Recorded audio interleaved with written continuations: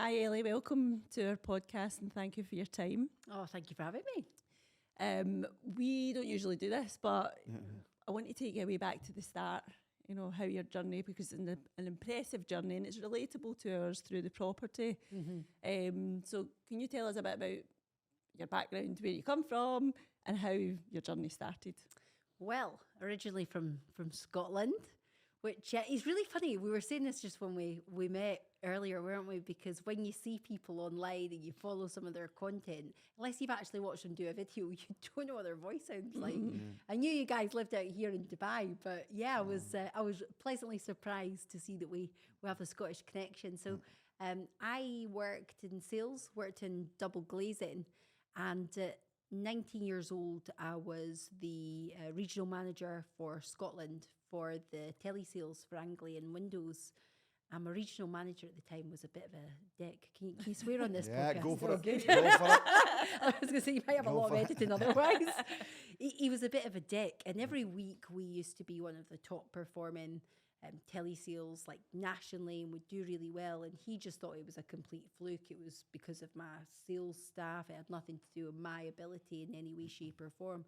And every week I'd go to this team meeting with all the other senior managers and just get absolutely ridiculed. And one day I just thought enough's enough. So I spoke to my divisional manager and just says, I quit. Guy's a knob, can't work with him. This is not sustainable for me. And she says, well, hang on, what about if we get you out of Scotland? We need a regional manager for Yorkshire. Because although I was a regional manager for Scotland, there was only one telesales room. So really it was just a glorified title. So this was a step up for me. She said, the Doncaster managers just walked out. If you could come and take over as the telesales manager, get it up to speed, recruit for another manager, and then as soon as we've got a manager in place, you can get the Yorkshire region. I gave her a decision there and then on the spot. I just thought, you know what, I've got absolutely nothing to lose. And within about 10 days of that conversation, I booked it, packed it, and fucked off, as they say. So, yeah, to my great pleasure. I know we're not meant to be spiteful and we do a lot of talk on mindset and things, but it can be quite a powerful motivator, let's be honest here. So I took great delight in seeing Doncaster rising from the bottom of the league tables right to the top and seeing Edinburgh going right down to the bottom. Because I think he was genuinely baffled that I actually had any sort of ability at all. So yeah, that was really interesting. That was age 19, working in double glazing. That was what brought me from Scotland down to England. And a couple of years later, I'll not bore you with the details, but I had quite a lot of family drama going on. My sister was very unwell and I needed something that was a lot more 9 to 5. I was travelling back to Scotland every weekend to support my family. And in the double glazing industry or in the sales industry, you're working 6-7 days a week. I was working evenings. There was no respite, and that was fine until it wasn't fine. So I started at the bottom run of the ladder again, started working in recruitment on 16 grand a year, realised I couldn't cover my bills off that, so I got a second job in the evening and basically built myself back up to working as a full-time careers advisor in the prisons. Was this in Scotland or England? No, this is in England. Still in England, Yeah, so you stayed in England then? I stayed in England. I've been in England longer than I was in Scotland now. I've just turned 40, so I've had 21 years in England. Right. 19 years in Scotland. So the job I was doing in the prisons was all right, but it started to change. There started to be a lot more red tape involved. It was less and less about helping people and more about hitting the targets. And they weren't really bothered how you hit those targets. It was all kind of fudged for Ofsted. And when I was on maternity leave, I actually got made redundant, which was the best thing that ever happened to me. Not that it felt like it at the time. I was on double maternity leave. I'm bypassing quite a bit of the story, so I'll go back to it. But it was one of those, I don't know if you can relate to this or your listeners can relate to it, but what feels like the worst day of your life ends up being the best day of your life, because that's what catapulted me and my husband into going full-time in property. But when we were in our early 20s, so I met my husband when I was 22. He was an electrician at the time.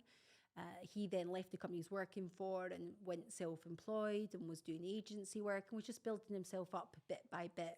But we always had that entrepreneurial spirit. We always kind of knew we were capable of more, but we didn't know how, we didn't know what, we didn't really have a clue at all. So we did what any self-respecting budding entrepreneurs do, and we sat on a beanbag in Mark's living room and we Googled get rich quick.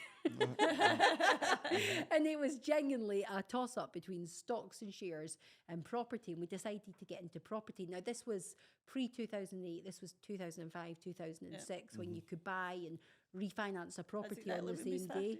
Yeah, so I mean... No, 2007 we were. Well, yeah. We started Yeah. talking about property in 2005, and then what first? I mean, it would have been a beautiful time to be stuck in. You know, the opportunity was absolutely rife.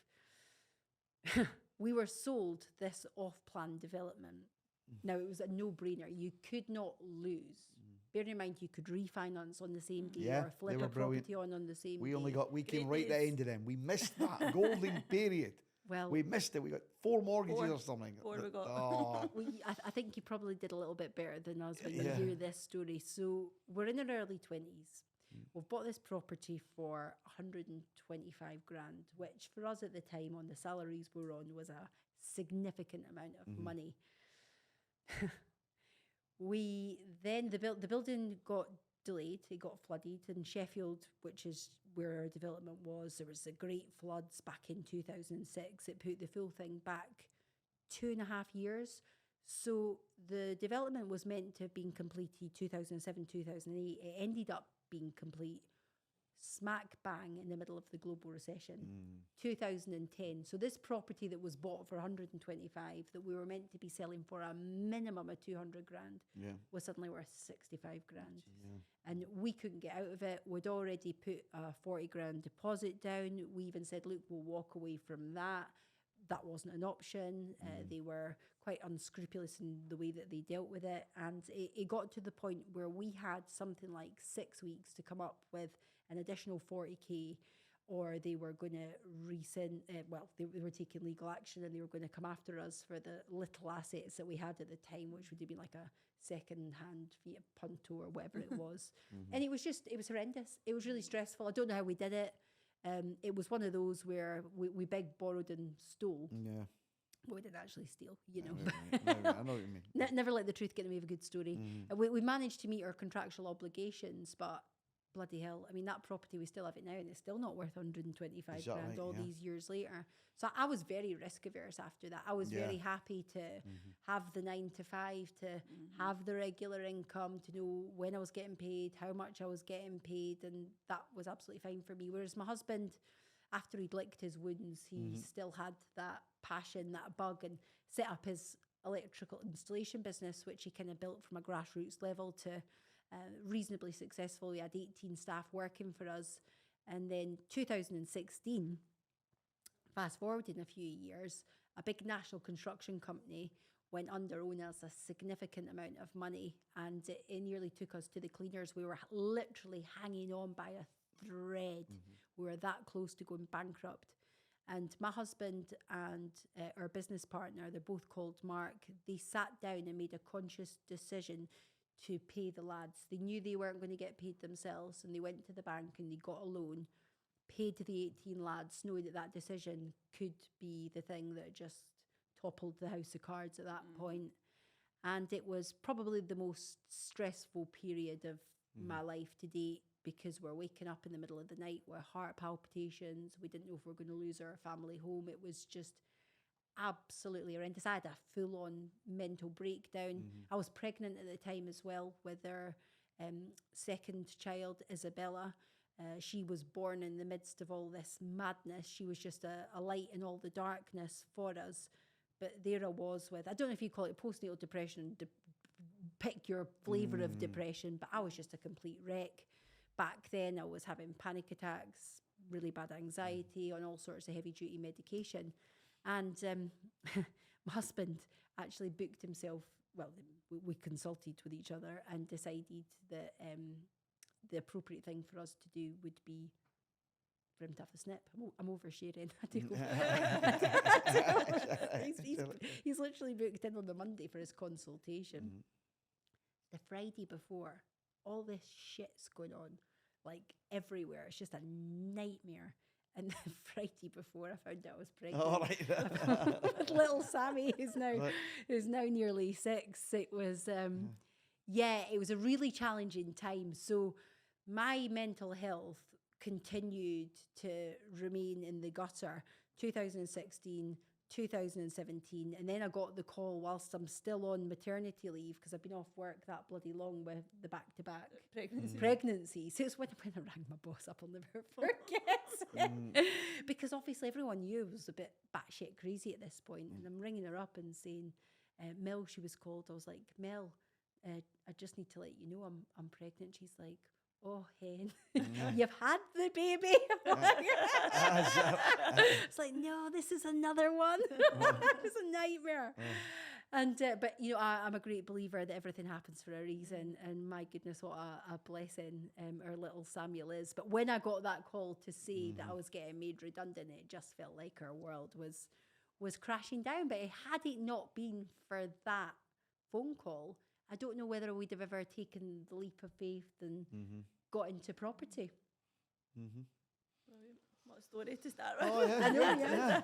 So the property business then. So the leap of faith, you got back in the game after the Sheffield debacle, Disaster. if you like. You know, so you got back in the game. What year was that then, Ellie? So that was only 2018. We were originally meant to be. So our business partner, Mark, his cousin, we'd never heard of any sort of property training, or we weren't really privy to anything in the wealth creation space, business coaching or mentorship or anything like that.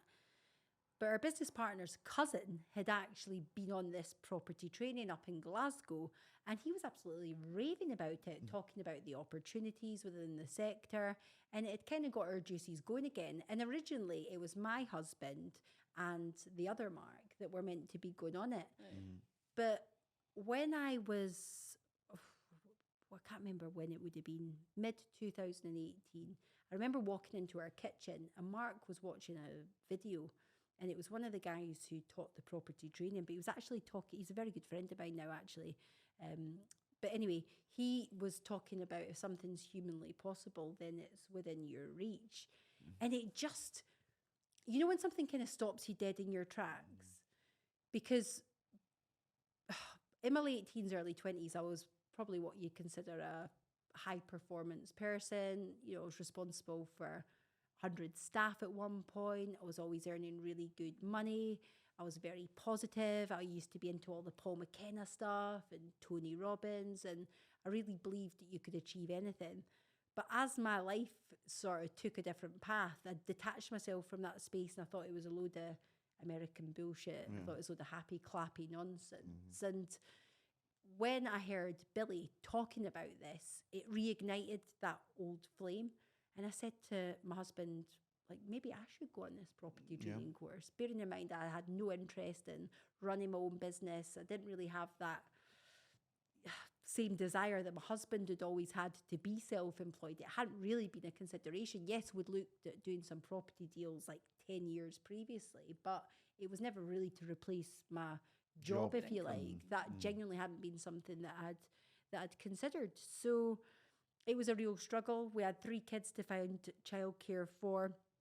2 days before we were booked to go on the training, nobody would have all 3 kids, so they were at 3 separate places. My youngest, Sammy, was only a few months old at the time. He wasn't even a year. Isabella was 1 and Sienna was 4. So we had 3 under the age of 5, which was quite, you guys have got kids, you know how demanding that is, especially with such a tight age gap. And I just remember like lying in the fetal position, crying a couple of days before we're due to travel to Glasgow and saying, what's the point? You know, every time I try and pick myself back up, I just feel there's something that just knocks me down. And my husband picked me up and sort of dusted me down. And had it not been for him, I don't think I'd ever had the confidence to walk into that room, which now doesn't seem like a big deal, but everyone's definition of success is personal and it's very subjective. And success to me at that point was leaving the house, because some days I was so crippled with anxiety, I literally couldn't leave the house. So we did this property training, and the biggest thing I actually took from it was the mindset. I remember Billy standing in front of the room, who was one of the coaches, and he was talking about Darren Hardy, who was the editor of Success magazine. And he'd went to his mentor, a guy called Jim Rohn, with 40 pages, front and back, of a detailed list of his perfect women, like every attribute, culture, what she looked like, her beliefs, her values, absolutely everything in minute detail. And he said to Jim, how do I find a woman like this? How do I attract a woman like this into my life? And Jim turned around and said to Darren, I think you're asking the wrong question. The question that you need to ask yourself is, who do I need to become to attract a woman like this into my life? When I heard that, it blew my mind. It really resonated with me. And I like to share that story as often as I can in case anybody else gets the same power from it than I did. Because when Darren scored himself against his gigantic list, he realised that he failed abysmally short, and he set to work on himself and then attracted his now wife in eerie detail into his life. And when I stepped back and thought, okay, well, what are the attributes of a successful property developer? What do you need to be able to do? Well, you need to be able to raise finance. Okay, so what does that look like? Well, you need to be confident. You need to be well presented. You need to be articulate. You need to be knowledgeable, and started to list all the different things that would make a successful businesswoman, and realised when I looked in that accountability mirror that you cannot bullshit yourself. You can bullshit anyone else, you can bullshit on social media, but you cannot bullshit yourself.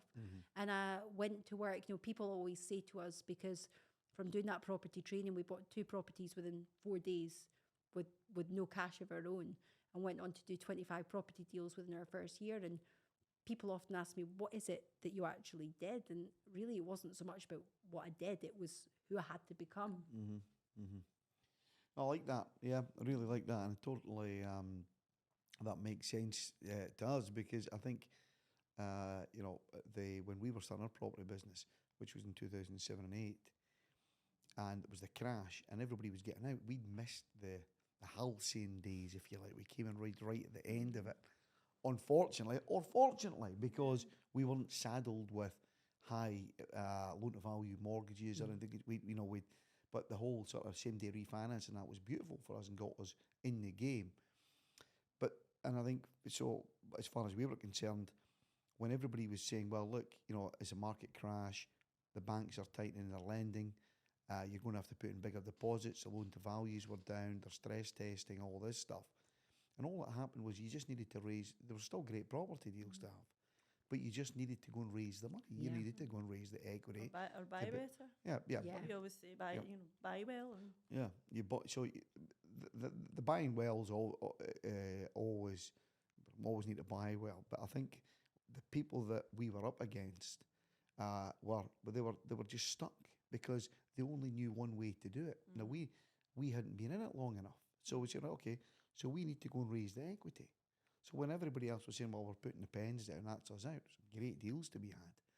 So we just went and found people that wanted to invest in the property, needed to invest in us, properties, and that's all we done. So we didn't, again, naive, I suppose, in one hand, but also, look, the answer is that we need to be able to get investment that we'd never done before.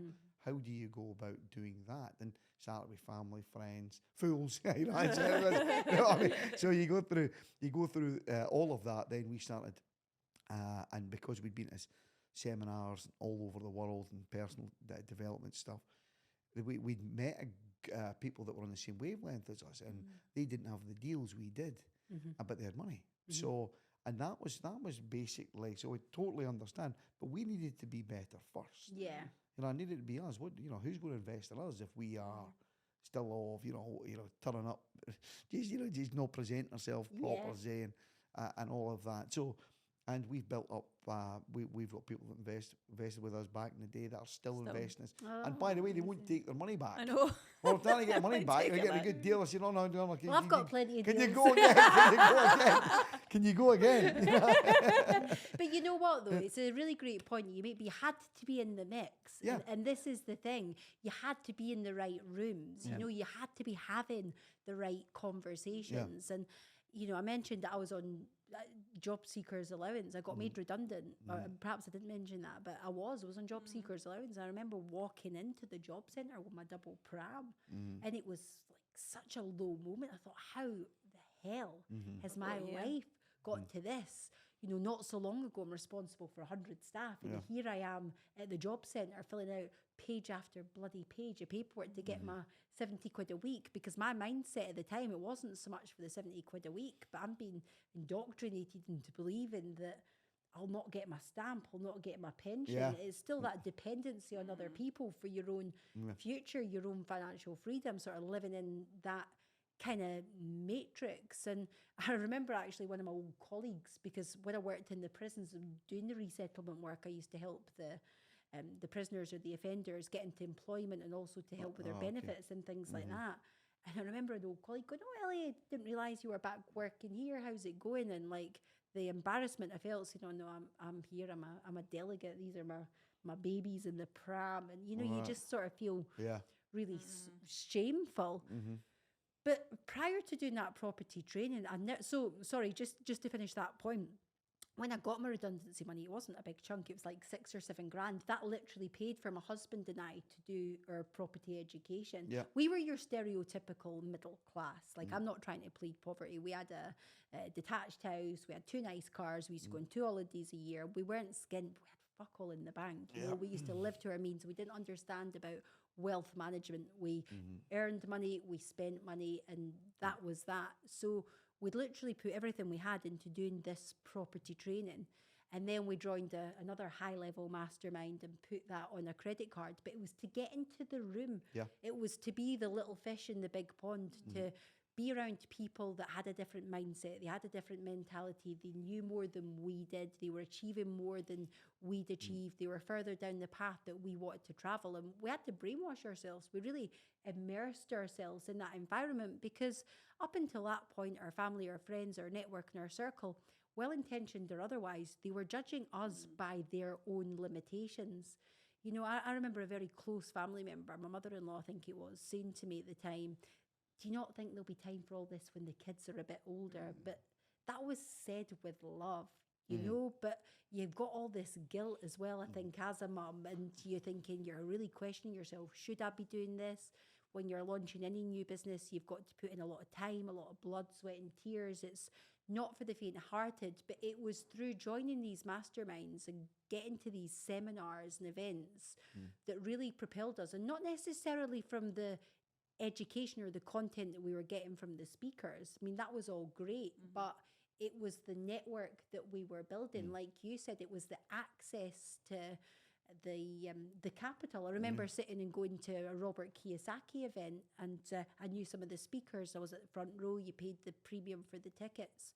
Yeah, the content was great, but I picked up 3 investors from that event, because you're around other people who are interested in professional and self-development, and that are also paying the premium to sit in the front seat and get all those extra perks, the bells and whistles that come with that. Now, they're the people that you want to connect with.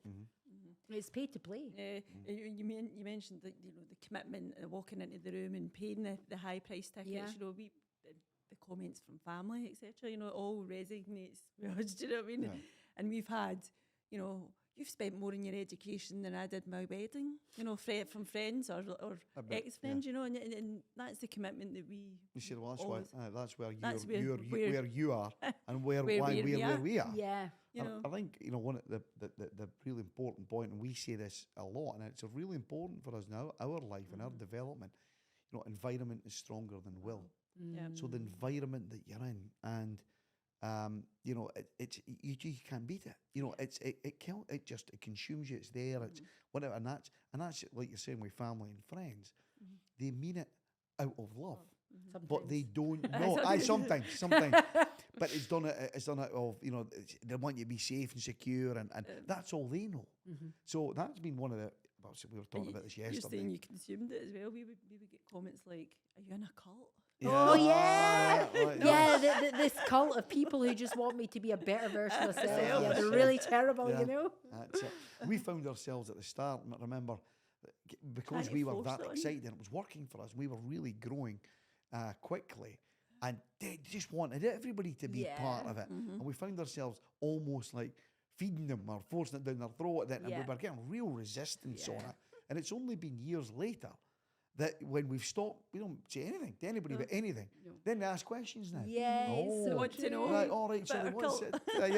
What's going on? We bought, so those 2 properties that we bought with no money down, that gets a bad rep in the property space. You know, I'm no property coach or trainer, but obviously it's somebody's money. It's just not your yours, money. yeah. So one of them was with a guy who we'd done the training with, and he was actually a fighter pilot who lived out in Qatar. So he was quite cash rich, time poor. It was just a really great arrangement. We were just joint venture partners. We were the sweat equity, the boots on the ground, would source the properties, would oversee the refurbs, would deal with the brokers, the solicitors, etc. And we'd do like a 50-50 profit split before we realised how much work went into doing that. And there's no way we were giving out 50% of our profits. But the other one, we leveraged a credit card. I think it was like 2.5%. We drew down the money, and we made about 40 grand from that deal. But I tell you what, like you say, you're trying to share with the best of intentions, trying to bring other people along with it. They just think you're absolutely mental. I know. But people want what you have, but they're not willing to do what you've done in order to get it. Because the other thing that we did is we moved out of our nice, comfortable 4-bed detached house. It wasn't a mansion, but we were doing all right for ourselves. And we moved into a rental, and we had about 140 grand, which again, for where we were at, was a big old chunk of cash. And we put every penny, bar none, either into our business or into our education. And again, that really propelled us. But now people see the success we're having, and they're like, oh, I think they just want a 5-step thing, like get rich quick. It doesn't exist. I felt that a lot of the seminars and training events that we used to go to, that a lot of people were just there for that get rich instantly. They weren't prepared to put in the hard work, the sweat, the tears. And most of them just moved from on to the next best thing, the next thing, the next new thing that came out. Many people we met over the years. We were going to Robert Kiyosaki seminars in Arizona since 2007, and we met great people. But there was only a few really that have lasted the course, that have taken action, if you like, or walked the talk. And that kind of inspired us, because we would go 3 times a year. So we would say, we've got to have done better, we've got to have bought more properties, we've got to get better in ourselves.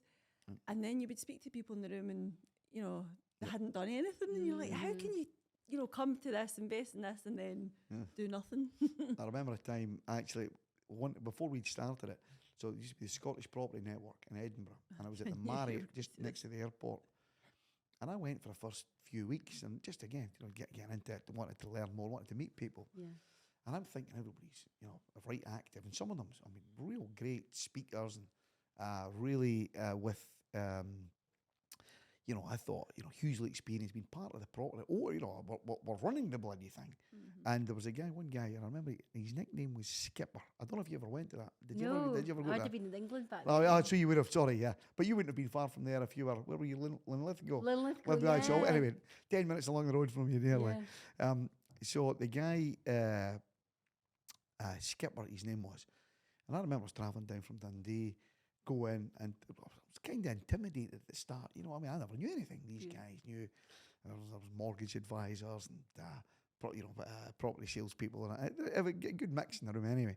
But the guy, anyway, I went back 4 weeks every week for 4 weeks. On the 4th week, so I got kind of chatting to them, and the guys. So no, actually, it was a few months later I went back. I was going for the first month, and I went back every week. Then I went back every month. It was a few months later. And we'd done 7 deals, 7 properties. So we were right in the game. We were we're going, but still we were small fish, And so I thought. So you thought. And the guy said to me, I said, "Well, we're doing." He said, anyway, I didn't tell him what we were doing. Then he said, "Graham," he says, "I nearly done a deal. Right? I nearly done a deal." I said, "The guy Skipper, he was like part of the organisation. Graham, I nearly done a deal." All right, okay, what was that? And he says, "Look, I'm going to rent out a room in my house. I'm going to rent out a room in my house."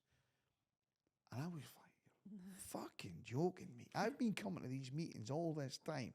You're renting a room out. And you're renting a fucking room out in your house, and this is a guy that's I never went back to it again ever after No. that. I think I just left. I certainly didn't stay to the end. No. And that completely done me in. Because we say environment stronger more. Yeah. Who are these fucking people? You know what? they're There's no qualification process, is there? No. This is my issue with. Yeah. Who I are mean, you taking your your advice from. advice Who are from? you Do you know what I taking- mean? Are Yeah, they they qualified? qualify. Yeah, these gurus that Yeah. have got they've not got a buy to let between them. Yeah. And obviously there's some good and bad in any Yeah. industry, but I think property seems to have a disproportionate Yeah. amount for sure. Yeah. Well, we never went to any other than going to the Robert Kiyosaki ones over in America. Over in America. And we were dealing with people that were actually doing the stuff that we wanted to learn about. We did, because there was gurus popping up all over the bloody shop, and you're going, fuck, who are these people? You know, I'm going to do this and I'm doing that, and no, for us. So we kind of steered clear of it, and we were asked to talk for, what was it, Whitney, and it's a success. Not what did Whitney become? God, what was that? Oh, That's he it, yeah. got into all sorts of Yeah, he got Yeah. into trouble. Did he not die actually? I think he died Did you recently. not play golf with him and my dad gets No, disqualified? that was a The guy. other That was a guy. all That was coming over out in now. America. No, what Due did to the it guy. become? There is that education in the UK. What was the name of the company that ran it? Tigrant. Tigrant. So we were asked to go and do it. And we went along to one of their seminars in they were, Edinburgh. Glasgow Airport. Glasgow Airport it was. We went along to them. And it was a fucking scam. You know, they were, everybody, right, you know, you can buckle up and, you know, we'll team together. And it was like to get them on, you know, the funnel, to get them on a 20 grand course. Yeah. So it was a free or a cheap one day. And you're going, oh, fuck, we're not doing I that. can't do that. We're not Can't doing that. stand up there and do We're that to not people. doing that. You know, we are, it's fucking horrible, you know, kind of what. Now, a lot of it was right, some great stuff being taught. But there was that was the business model, you know, was to, through the funnel, to upsell and all Well, the that best stuff. content is actually given at the free The events. free- Yeah, as well. yeah. That's been my experience at some. I mean, I've been one of those people running to the back No, of right, yeah. you know, for one day only, and Yeah. I've definitely learned the hard way quite a few times. And you've not really got anything when you've signed up for the 10 or the 15 grand course that you've not had. Yeah, you know how, yeah. the Or you one can the find out 2-day or event. whatever. But it's really interesting what you're saying about environment as well. And obviously, you guys are living out here in Dubai. You've been here a couple of years, and that's one of the main reasons that we're looking to do that. I mean, my network's pretty good now, and podcasting, as you guys know, is it's like the best way really to connect with people and build relationships, bar none, in my opinion. But on a day-to-day basis, I'm still in Doncaster. Yeah. You know, that was never the dream. That was an opportunity that came my way at age 19. I've met my husband. I've got my 3 kids. And we were going to move to America, and we were going to move to Australia, and then we were going to move to York. Yeah. It was getting lower. And we just thought, you know what, with all this COVID bollocks, we just thought, you've got one shot at this life. Yeah. You know, tomorrow is not guaranteed for any of us. We've lost a few friends before their time recently, and you just think, you know what? What's the worst that can happen? But coming out here, even if you're a decamillionaire, you're a nobody. You're an absolute nobody. yeah. The place is, not everything's about money, but in terms of leveling up, in terms of like the positive atmosphere, in terms of that aspiration, I've never known anywhere like Dubai. And the vibe is just absolutely amazing. I spend a lot of time in London, but I don't think you can compare it to Dubai, really. No, we like visiting London. It's but Dubai, we've been all over crikey, we were all over. We've been in Europe a lot. Just in the last month, we were in the States for 2 weeks, from west to east, and we love going there. And we used to love going to the Rich Dad seminars in Arizona back in 2007. And that changed our life. You know, that was a special, that has a special place in our hearts, really, in our life. And we had Robert Kiyosaki and Robert and Kim came across to our stayed with us in Scotland, For the Ryder Cup. 2017, and we took them and showed them the house that we stayed in, which was my grand's house. So we drove them up in the car. Said before we started coming to seminars, this is where we lived, and they're like, they were genuinely, because this is our path, this is what we've done. Come up to our house now, and big house in the country and all that stuff. So that was really special. But I think when it goes to, I mean, we think back. I'm from Dundee and Donny. You know, they're like that. You know, Dundee and Donny. And got now to be like that. Now Dubai. That's it. So, but And they invite. Dubai is twinned with Dundee out here. They, Inside. I think in terms of property values and apartments and all that stuff, I think we're probably a bit on a parity, you know, between what you can get in Doncaster for your money and what you can get up in Dundee. Yeah. And the yields are probably the same Yeah. as well in terms of rental income, because we did look at. We We looked large at the portfolio, guy, didn't is it the Empire Property concept? Okay, yeah. Right, I can't, it was a few years ago now, and they Yeah. were selling off some of their properties, and they were doing big renovations in the centre Uh-huh. of the old And the department store, nightclub. That's right. Nightclub, Yeah. I don't know if you've ever done any deals with them or No, worked I've with not. them I've guys. not. But, no. but I'm very familiar with them. Yeah, yeah. So we were. I don't know what they're doing now, because we haven't done a lot. Well, we've kind of came out. We're still doing bits and pieces of property, but we've not done much of that recently because we're into businesses and other aspects now. But at that time, they had some.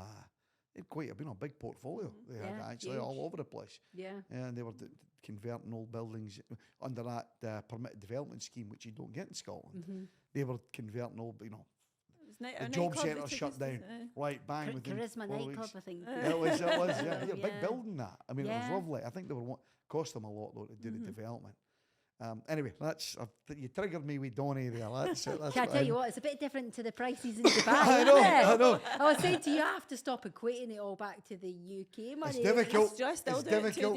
2 years later. I still Yeah. speak pounds and convert it back. One of my kids had a pineapple juice the other day. It was 17 quid. I was like, what? Was it? Yeah. She took one sip out of it and then Aye. left it as kids do. I says, you'll come back and you'll drink it. Yeah. She said, why? I said, that's a treat. Yeah. She said, the pineapple juice. When's that been a treat? I hope said, that was "You've out the been in minibar. Dubai." Our kids are banned from minibars. They are told in their whole life, no matter how much money they get, don't ever touch the minibar.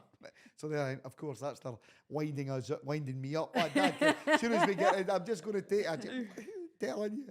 It's a funny one, isn't it? Because you want them to have that abundance and Yes. things, but also trying to, Yeah. it's a different set of problems we've got with our kids to the ones that we had growing up. Isn't Yeah, it? that's exactly. Completely. So just going back to your journey then, and so you bought 4 properties. Yeah. Yeah, no, so we bought 2 properties within the first 4 days. 4 days, Yeah, right. well, we didn't buy it, we'd secured them, we had our offers accepted. For transparency, it was with like 30 months, I remember, until, because it turned out it was the same vendor. That wasn't advertised. They were online, they were on Right. Rightmove.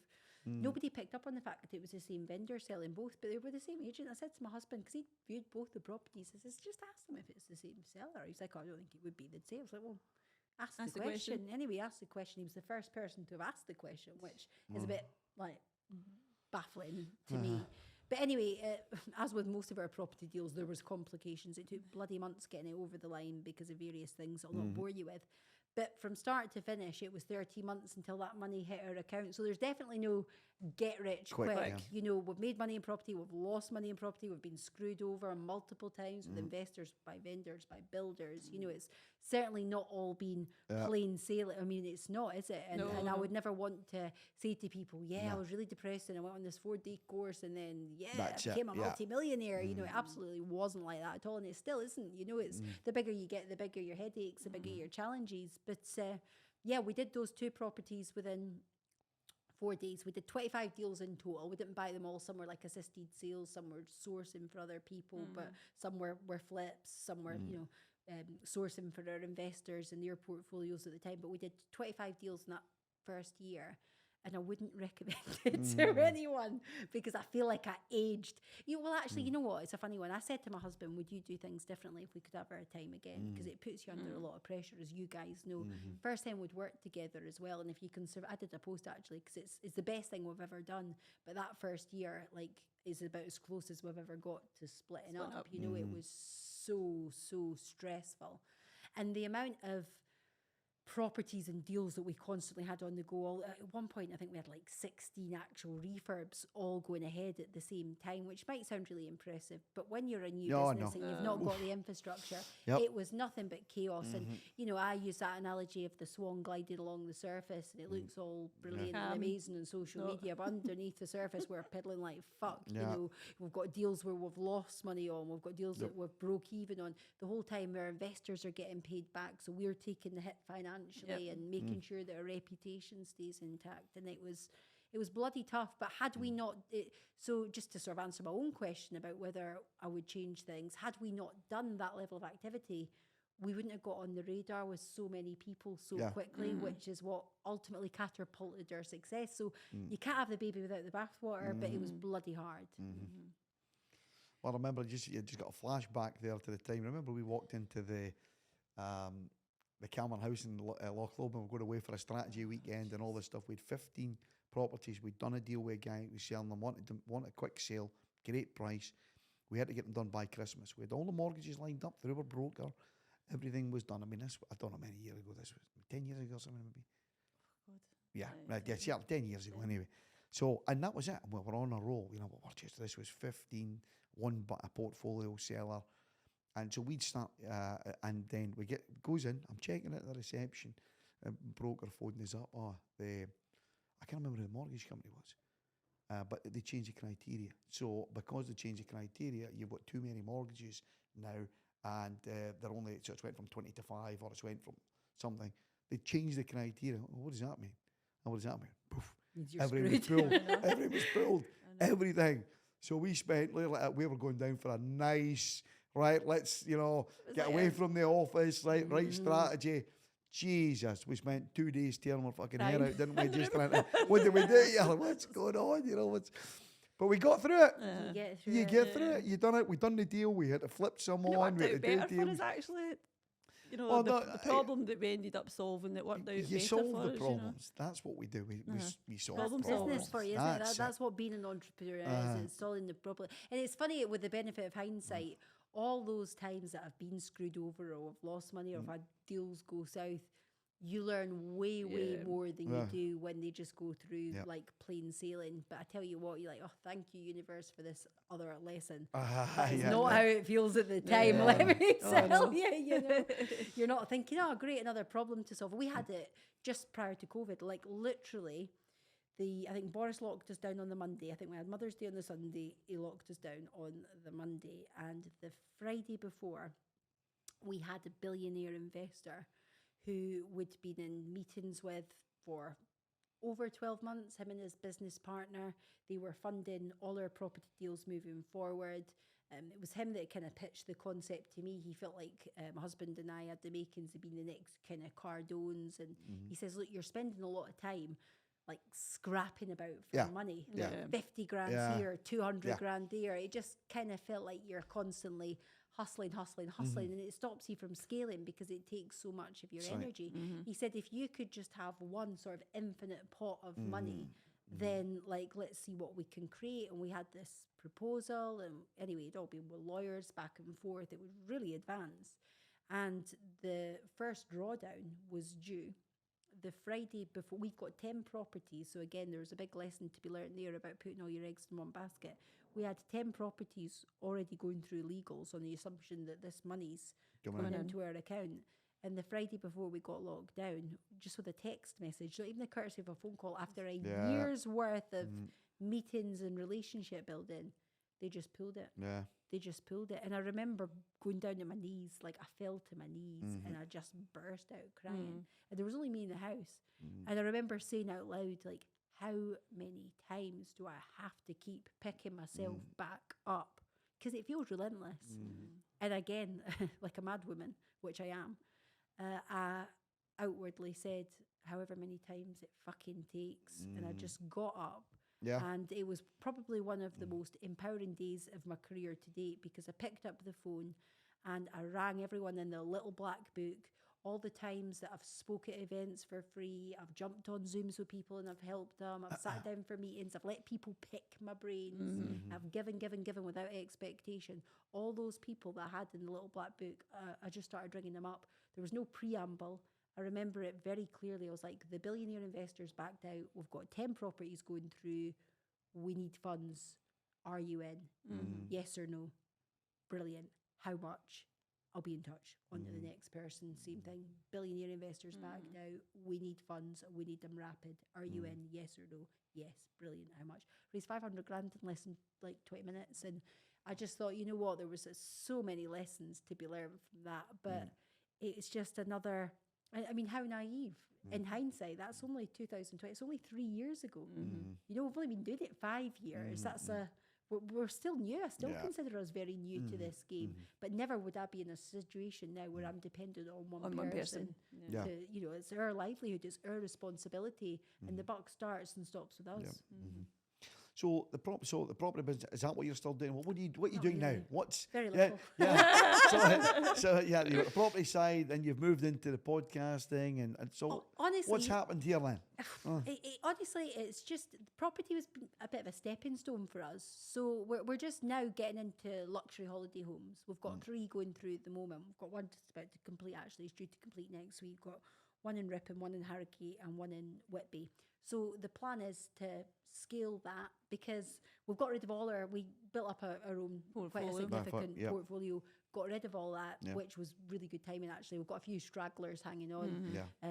Funnily enough, I mean, these are only buy-to-lets, or not big chunky properties, but when you said that, it made me smile a little bit about offers getting rescinded, because I think we had about 4 in the same week that offers got rescinded on the week of completion because of the affordability criteria changes and the interest rates going up. So thankfully we got rid of the bulk of our properties before then. But we're looking at building, because as we're moving to Dubai, we want somewhere that we can go back in the UK and take our family to and share it with our friends and family and have it as something that's a little bit more experiential. But we're going to be doing deals over here on quite a big scale. We're quite well connected already in the property space. We've already got our fingers in a few pies in terms of opportunities out here. But my husband's been focusing on, he keeps it pretty low key. I always say I'm the face. Everybody knows my face, but he's the brains. He's been learning how to trade for the last couple of years and getting involved in crypto and things like that, which is quite a passion of his now. And I do the podcast as well. Started to monetize the podcast. Now we've got like a list of sponsors and making that into quite a lucrative business in its own right, the On a Mission brand. So we still do property in the UK to quite a small scale, I would say now. Looking to get involved in some meteor stuff over here, which is... I mean, the numbers over here, as you guys know, it's absolutely insane. It's next level. But for me, really, I just wanted to focus on the podcast.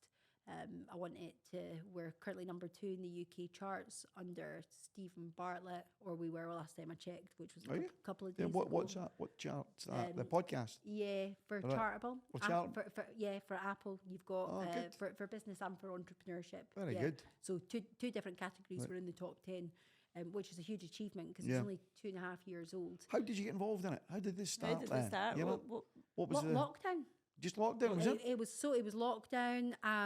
Probably like you guys, I love going to events. I love attending masterminds. I love in-person meetings with clients. I like speaking on stage. I just like the energy of people. I thrive in that kind of environment. And as we all were in the lockdown situation, it got to the point where, as much as we actually did have a genuinely lovely time with the children and making those memories and things, as the weeks kind of progressed, I felt like I was losing my identity a bit, and I was just Ellie the mum. My husband was the one that was working because he's the one that's far more active in the property space. So he was in the office at the house and I'm looking after the kids. And I just started to get a little bit deflated, I suppose. I was missing that conversation, that high-level conversation. So I had a second-hand laptop that I very rarely used up until that point. A 20 quid microphone I ordered from Amazon. I didn't even have a web camera. I had no clue. This is going to sound really woo-woo, but I was doing a meditation. I'm not very good at meditating really, but I did have a good few months where I was doing it religiously. TM meditation. I was doing it twice a day. And during one of my meditations, it just came to me that I should start doing... It wasn't actually a podcast, it was Facebook Live interviews at that point. So I finished my meditation, fired off a couple of voice notes, and I was just really surprised that people said yes first and foremost. And I was there, it was called the Sunday series, on a Sunday night with a glass of red wine. It was like a chat show kind of thing, really informal. And I would just chat to people. So I had Stephen Green, Paul McFadden, I had quite a few people that I was interested in learning from, and I was getting value from it. Plus I was sharing values with the listeners. And I was just shocked really at the response, because thousands of people were watching these interviews as I'm logging in on a Sunday night, and it became a bit of a thing. It was, I mean, I had a captured audience. It was a great time to do it. And I just had a bit of a light bulb moment, because up until that point, I used to travel and do talks a lot, but I was never paid for them. And sometimes I'd be going all the way to London to speak in a room full of maybe 30 to 50 people, you know, always at my own expense, cost me a few £100, and take, you know, for my accommodation, my travel, I'd pay for my photographer to come along with me and all this kind of thing. And as much as I used to enjoy doing that, and we used to get investment and things, when I realised I could sit in my living room, not go anywhere, have a glass of wine in my hand, and thousands of people were listening as opposed to 30 people, that you can make significantly more impact. It was almost like the one-to-many concept just, finally kind of popped with me. And then after that 10 weeks, and everyone was sort of released back into the wild, I decided that, okay, let's do this. Let's turn it into a podcast. Let's see what happens. But I had no clue what I was doing. I mean, I still don't. I don't know why people listen. It's a very unprofessional podcast. But it's just great. It's just me, no airs or graces, learning from fantastic people. I've had some incredible guests. And I just really couldn't have anticipated the success that we would have with such a short space of time. And, you know, the old cliche, your network is your net worth, to be sat around the table with like multimillionaires and billionaires. And even like we've been in Dubai with the family for about a week now. The other night we met up with Joe Foster and his wife Julie. Joe's the founder of Reebok. He was on my podcast, and we've just become really good friends since. We were, you know, meet up regularly in Manchester, Leeds. They've been to our house in Doncaster. And I couldn't have, even though I was in sort of mindset, wealth creation type property space up until that point, where I started in 2020 to where I am now in terms of my network, it's like night and day. To be able to just casually chat to billionaires and get that sort of inside dirt, if you like, to the trials and tribulations, not the stuff that's in their books or in their podcast interviews, and to be surrounded by people that are in the top of their professions, not just in business, but in health and you know, mindset, whatever it may be. It's just fantastic. So now if there's anything I want to learn about or I have an interest in, you know, I'm interested in breath work and cold water immersion. It's like, right, let's reach out to Wim Hof, or, you know, it's brilliant. And, you know, whether it happens or not, I don't know, but I've had someone's promised me they're going to connect me with Richard Branson, and Richard Branson's going to come on the podcast, and I've got Stephen Bartlett's coming on, and it's just crazy. I just couldn't ever have imagined it. I've had Eddie Hearn on, and Barry Hearn on, and Ricky Hatton on, and Mark Victor Hansen, who wrote the Chicken Soup for the Soul like diaries, and you'll probably see I'm way more passionate talking about my podcast guests than I am about property deals or numbers, because relationships to me truly are the highest form of currency, because when you're around people that are just light years ahead of where you are, you're only going in one direction. No, brilliant. And by the way, I didn't know that about the podcast. Well done. That's outstanding. Fantastic achievement to do that. And you're clearly dead passionate about it. And I was wondering, you know, just how it came about. And for us, you know, we're business. We're very much business people with a podcast. You know, and the what we've, for us, it's been about you know, when we started this and doing the TV program that we have as well, has been very much about giving insight to just a general chat, a fly on the wall type thing that's a bit different. We're I'm not saying we're very focused and specific, like certainly in the TV program, on the business part of it. But we've met some great people. Yeah, you met some really great people. I mean, we all have the same problems. Oh, everybody's got problems. Yeah, but as you say, the energy from these people, it's fantastic. You know, and how you know just the can-do attitude. You know that there's a problem there. How are we going to solve? How are we going to solve this? So we love it for the people side of things as well. It's great. I think for the Dubai piece, why we have met so many people from Scotland that have moved here. That have that you wouldn't know they've moved here. even in the property business, you know. So Yeah. we've got guys that we bumped early on that are pretty prominent in the property business in Scotland that have moved here with their families. They've not openly told it because they're maybe that's not the way they go about their business, but they've moved to Dubai for exactly the same reasons in terms of environment. So it's been that's been one of the key things for us here, is the environment and ambition of this place. Yeah. And you can do business anywhere. And when you do move across, one of the things that we've found is that, you know, the UK was the centre of the universe. When you move here, it's no longer the centre. So you're looking at, there's opportunities left and right.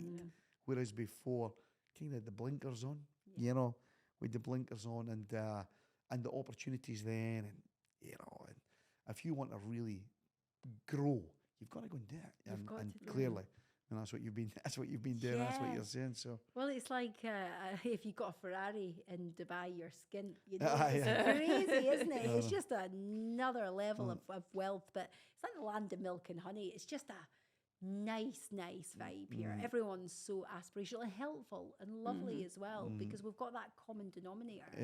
Yeah. We obviously meet a load of people through the TV and the podcast.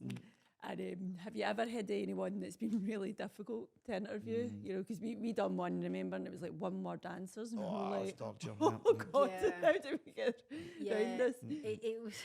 I did have someone. Now I never do them live, but this one was live as well. So we're streamed across all my social media platforms, and I've done quite a lot of preparation. My style's changed quite a lot from when I started. It used to be a lot more scripted, and I'd have sort of set questions. But now it's very much the fly on the wall style, much like yourselves. Because I think if somebody says something that's interesting, you want to delve a bit deeper. Yeah. Whereas before, I was missing that bit of like golden information because I'm thinking how to segue into the next bit. But anyway, even regardless of that, I'll always do my preparation. So I'll know everyone's backstory and what have you before they come on. I'll know everything about them. And I've done exactly the same with this particular guest. I'll not name any names. But everything that I had, like everything in my armoury was pretty much gone within 15 minutes. Was it?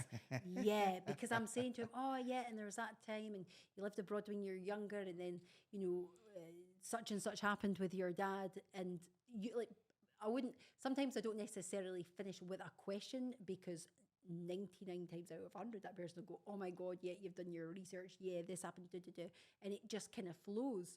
Whereas he just wouldn't elaborate on anything they said. He'd be like, yeah, that's right. And I'll go, yeah, and then there's a time when and they'd be like, yep, that's right. And I'm thinking, oh fuck, we're about 7 minutes in here and I'm just about out of material. But it ended up getting a little bit better and weak to full hour out. But yeah, I mean, and you do get some. I've had a couple that I've not published because is that right? But perhaps I should have done my due diligence a little more, but found out some of the stuff they were saying wasn't necessarily accurate. And you kind of when you bring someone on your podcast, you've got a bit of a responsibility, I think, your listeners to make sure they are who they say they're going to be. And there's a few of them that, you know, in hindsight, I probably shouldn't have recorded, but they've never made it out into the open space, you know. So hopefully this one will make it out. I was going to say, we've only done that once. Yeah, we've done that once. But what happened? Tough. Come on, give us a go. It was, well, I don't know what happened. I mean, it was just awful. You were left absolutely flabbergasted. I think we were, it was absolutely terrible. Well, it wasn't anything controversial. No, it was nothing. just It was just dull and boring and nothing. And it was like just, you know, then the half part of it was just trying to sell something. The whole point was sell. We were going, oh no. I love a good conspiracy theory. My definition of conspiracy and the mainstream media's definition of conspiracy are definitely not aligned. But this particular guest I had one time, some of the stuff they were saying was so outrageous. I thought this will just get me shut down. This cannot go out. This is definitely not in line. So I've had a few interesting ones. Good. And then working with your husband, we've worked together since we met. And we met through work. Did you? Yes. Okay. And we both tell slightly different stories and how we started dating. But I'm telling a true story. But anyway, How do you go on working with your husband? You know, you said the first year was really, really difficult, but do you enjoy it? Because we enjoy it, don't we? I love it. We're not a shouty couple. We're like, I'm a nagger, probably. You know, I'm like nitpicking little times. But it's a very harmonious house where, like, I was brought up with a lot of, not violence, but a lot of screaming and shouting. My parents are no longer together, which is a blessing. But I didn't want that for my kids. So we've always had just a very loving, happy, amazing household. And then that first year of, obviously we have our ups and downs like everybody else, but by and large a very strong, healthy, happy marriage. And that first year of working together was so challenging. I mean, I'd never had any experience of being self-employed. I remember sitting there, did this property training, it's like, right, fine, that's brilliant, you've got all this stuff, but the real work starts, as you guys know, when you get down in the trenches. So we're there in our office, I've got my laptop, I've got my pen, I've got my printer, I've got my stuff, and I'm like, right, what do I do? And then Mark's saying to me, what do you want to do? And I was like, that's not amazing for somebody like me. I'm used to being told what to do. Yeah. It's like, this is the process, this is the structure, you do this and then you do that. And even though I've been in management roles, there's always been systems and things in place that you're kind of, you know, you have to do your paperwork in a certain way, you report your figures a certain way, you do your training in a certain way, albeit with your own slant on it. So yeah, I was like a duck out of water. And I think I had unrealistic expectations of my husband as well, because he'd had the electrical business previously. And I just remember there was one day in the office and I was literally screaming at him, and I never, ever, ever we've been together 18 years now, however long it was, like 13 years we've been together at that point, ever really raised my voice. So to be physically screaming, I just thought, that this needs to change. We need to get a lot clearer on our roles and responsibilities. And as much as we work together, we have very different spearheads within the business and a lot clearer boundaries. And the feedback I got of my husband was, when he had the electrical installation business, if he came home and he'd had a shit day, even if it was his fuck up, even if he'd completely ballsed something up, as his wife, I was his champion, I was his supporter. He could come home, he could decompress, we could talk it through. If I was able to help, I would do. Or sometimes just talking through whatever the problem is helps you come up with your own solutions. But whereas when we were in business together, he had no respite. So, okay, occasionally I could make a mistake, but let's just, you know, for the point of the story, say it was his mistake. He, obviously I'm joking, but like, he would come home and he'd be getting in the neck of me. Yeah, but why did you do that? Yeah, but that was stupid. But you know better than that. But we know better than that. But we only had that conversation last week. And it was just, relentless, that word I used previously, because it was exhausting. And I genuinely didn't know if we were going to make it at one point. It just got to the point where it was too much. But really taking a step back and getting clear on why we were doing it, what our priorities were, you know, what is your why, what is your purpose, what is your mission, what are you trying to achieve here? That really helped us. And on a day-to-day basis, we don't work together in the same office or anything like that now.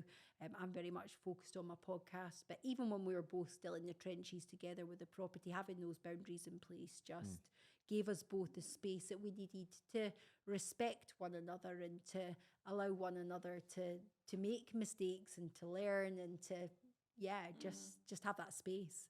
Well, we're the same, aren't we? We say stay in your lane. And if you come in my lane, I boot you out. There's normally a crash. Boom, boom, boom. So it's amazing though, because I was just going to say though, it's like, if you can survive that first year, it really is genuinely the best thing that you can ever do, because it's a roller coaster, isn't it? There's so many highs, there's so many lows, the ups, the downs. Unless you've been in it, it's very, very difficult to explain to an outsider. And as much as I felt like I was in it with my husband when he ran his other business and I wasn't involved, it's a completely different situation now. And we truly do experience those highs and lows together, and it's amazing. I really feel like it's made us so much stronger than it ever has done before. Brilliant. Well, thank you, Ellie. Thanks again for being on the podcast. Thank you for having me. It's lovely getting to know you both. Yep, thank you, Ellie. And look forward to moving to Dubai. Yeah. Very good. Thank you very much. Thank you. Thank you.